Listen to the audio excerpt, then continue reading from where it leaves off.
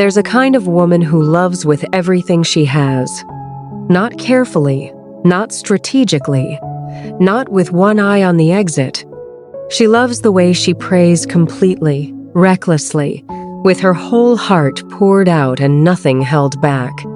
Her name was Clare. And from the time she was a little girl growing up in a small town outside of Nashville, Tennessee, Clare believed in two things without question. She believed in God, and she believed in love. She had watched her grandmother and grandfather sit on the same porch swing every evening for 41 years, holding hands, talking softly, sometimes just sitting in silence, the way only people who truly belong to each other can do. That image never left her. She wanted that.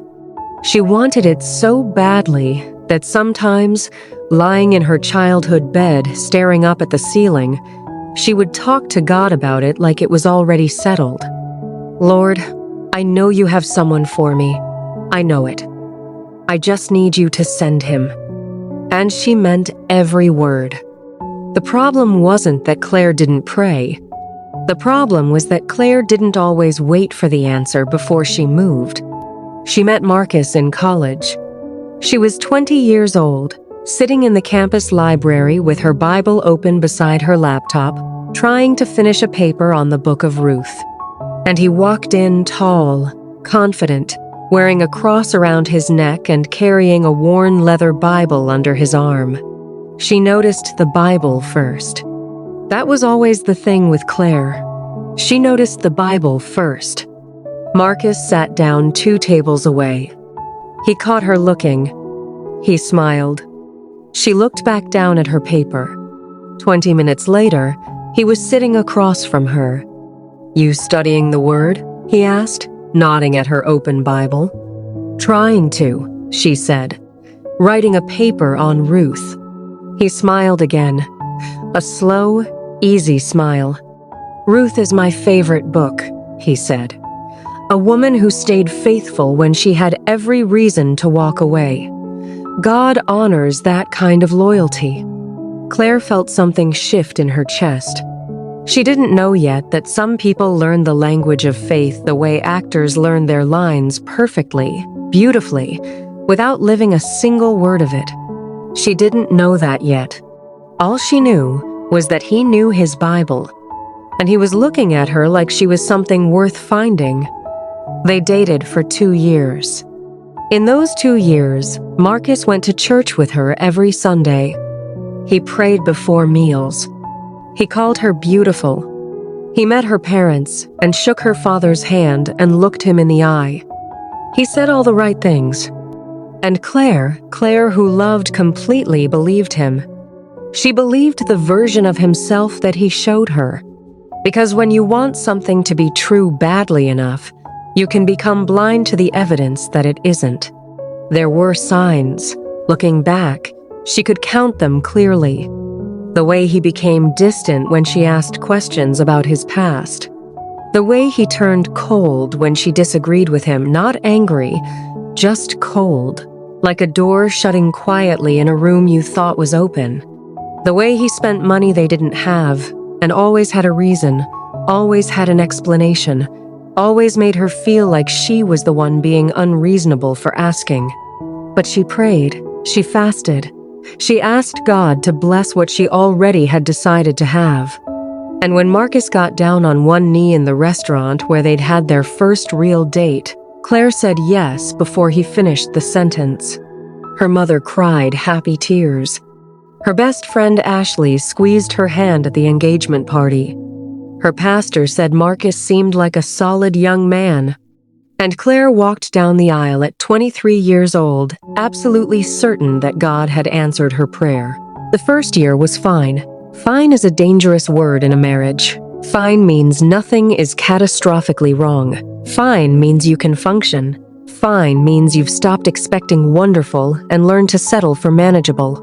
By the second year, the coldness came more often. Marcus was not a violent man. Let that be clear. He never raised his hand. But there is more than one way to make a woman feel small in her own home. and Marcus had mastered every quiet version of it.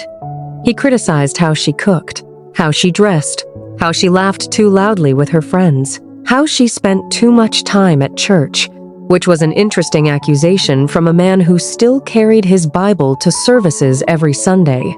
He told her she was too emotional. He told her she was too needy.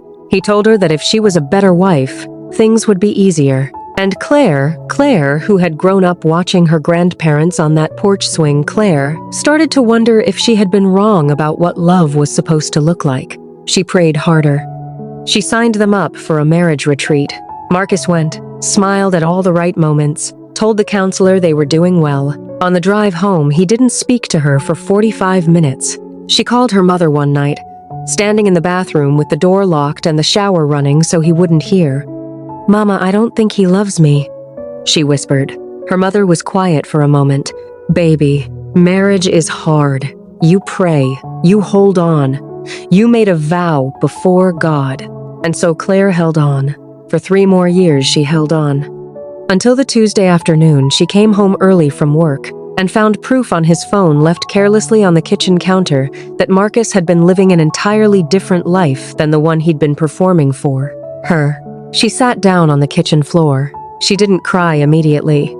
She just sat there, on the cold tile, holding his phone, feeling the ground she had built her life on crumble beneath her. And then she looked up at the ceiling the way she used to look up from her childhood bed, and she said to God out loud, in a voice so quiet it was barely a sound, "Why?" Not a question, with a question mark. Just a word. Just the rawest, most honest thing she had ever said. Why? The divorce took 8 months. 8 months of lawyers and paperwork and dividing furniture and fielding questions from people at church who didn't know what to say, so they said the wrong things. Have you tried counseling? Marriage takes work, Claire. God hates divorce, you know. She knew. She knew God hated divorce. She had held on for 3 more years because she knew. She had prayed and fasted and cried on bathroom floors because she knew. But she was learning something hard and holy in those 8 months. She was learning that God also sees, that He is not blind to what happens behind closed doors, that He does not require a woman to remain in a covenant that one person broke long ago. She moved back into her childhood bedroom at 28 years old with 2 suitcases and a heart that felt like it had been put through a machine. She lay on that same bed where she used to look at the ceiling and pray for her husband, and she felt absolutely nothing. Not sadness, not anger, not hope, just empty. Here is where the story should have taken a turn toward patience. Here is where Clare should have sat still. God had a plan for that emptiness. He wanted to fill it Himself, slowly, carefully, the way you fill a cracked vessel. You pour slowly. You let it settle. You check for new cracks. You pour again. But Clare had never been good at sitting still, and loneliness, real, bone-deep loneliness, has a way of making stillness feel like punishment. She threw herself back into church, back into her community, back into life. She started a new job. She redecorated her apartment. She'd eventually moved out of her parents' house. She got a dog named Solomon because she figured if she was going to be alone, she might as well have the wisest companion available. She laughed again. That real laugh that Marcus used to criticize. She felt like herself, and that was good. That part was genuinely good. What was not good, what she could not see at the time, was that feeling like yourself again is not the same thing as being healed. Feeling better and being whole are 2 very different things. She couldn't see it. She wouldn't see it. Not until she met David. She met him at a church conference in Atlanta. She was 31. He was 34. David was everything Marcus wasn't on the surface. Where Marcus had been cool and calculated, David was warm and expressive. He told her she was beautiful, and he meant it visibly, the way his eyes looked at her. Where Marcus had been emotionally withholding, David was affectionate, generous, quick to say I love you. He was also in ministry, a worship leader. His voice could fill a room and leave people weeping. And when he sang, Clare felt something she hadn't felt in years. She felt chosen. That was the word. Chosen. Like being near him made her feel like she had been selected out of a crowd, like she mattered, like she was the woman at the well and he was the one who saw her fully and loved her anyway. She did not stop to ask whether the feeling of being chosen was coming from God or from her own hunger. She should have stopped, but she didn't. They dated for a year. A whirlwind year phone calls that lasted until 2 a.m, weekend visits, meeting his mother, bringing him home to Nashville where her father shook his hand and looked him in the eye again. This time her father was quieter afterward. "You love him?" her dad asked. "I do, Daddy." Her father nodded slowly. The kind of nod that isn't agreement. The kind that is a man choosing his words carefully because he loves his daughter too much to say the wrong ones and push her away. "Just make sure you know him," he said finally. "Not the feeling of him. Him." Claire hugged her father and told him she did. She didn't know yet that she had confused the feeling of him for the knowledge of him. She walked down the aisle again. At 32, David loved her. Let that be said, and let it be true. He loved her the way some people love real, genuine, but deeply flawed. Broken in places he had never shown anyone because he had never sat still long enough to see the breaks himself. David had grown up performing. In church. In his family. On stages. His whole life had been about showing up and delivering the right note, the right word, the right moment of worship that moved a congregation. He had learned to manage how people saw him, the way a musician learns to manage sound carefully, skillfully, always in control of the output. And what that meant in a marriage was this. When things got real, David got busy. He was never home. Not because he was unfaithful, that was not his fracture. David's fracture was disappearance. Ministry trips. Recording sessions. Late nights at the church. Another conference. Another invitation. Another city, another stage, another congregation that needed him. And Claire sat in their beautiful apartment in Atlanta with Solomon the dog and a calendar full of evenings alone and a growing, terrifying feeling that she had married a man who was married to everything else. She tried to talk to him.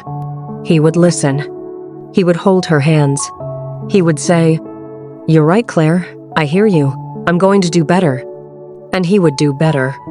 For 2 weeks. Maybe 3. And then another invitation would come, and he would look at her with those eyes that had first made her feel chosen, and he would say, "This one is important, baby. This one I can't miss." There was always one he couldn't miss. She started going to counseling alone. A therapist named Dr. Sandra Moore, a small, fierce woman who wore bright colors and did not let Claire be comfortable with comfortable lies. "Tell me about your first marriage," Dr. Moore said in their 3rd session. "I'd rather talk about my current one," Claire said. "I know," said Dr. Moore. "Tell me about your first one." And sitting in that office with the afternoon light coming through the blinds, Claire started to talk. Really talk. For the first time, about Marcus. About the years she held on. About the bathroom floor. About the phone on the kitchen counter. And then Dr. Moore asked her something that changed everything. "After your first marriage ended, Claire, what did you do with your pain?" Claire opened her mouth and closed it. "I healed," she finally said. "I moved forward. I gave it to God." Dr. Moore looked at her with kind, patient eyes. "How long did that take?" Claire was quiet. "I felt better after about a year," she said, slowly. "Feeling better," said Dr. Moore, "is not the same as being healed." The room was very quiet. Claire heard her own breathing. "You walked into your second marriage still carrying everything your first marriage broke in you," Dr. Moore said gently. "And one of the things it broke was your ability to clearly see what you need because for so long you had to silence your own needs just to survive." Claire stared at the plant on the windowsill. "So with David," Dr. Moore continued, "you chose someone whose love felt loud enough to drown out the silence inside you. Not because he was right for you, but because the way he loved made you feel like you existed." Claire didn't speak for a long time. When she did, Her voice was very small. "So what do I do now?" "Now," said Dr. Moore, "you do the work you skipped." Claire came looking for answers about her marriage. Instead, she discovered something much deeper.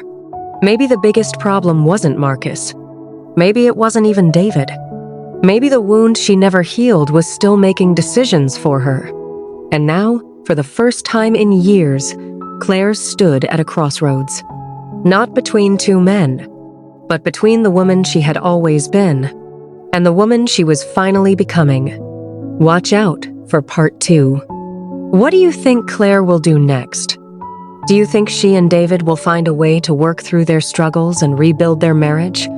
Or do you think Claire will realize that some relationships cannot become what she hoped they would be and choose a different path? If you were in Claire's position, would you fight for the marriage? Or would you walk away? Share your thoughts in the comments. I'd love to hear what you think before part 2. And if you're waiting for part 2, type part 2 in the comments, so I know you're ready for the next chapter of Claire's story.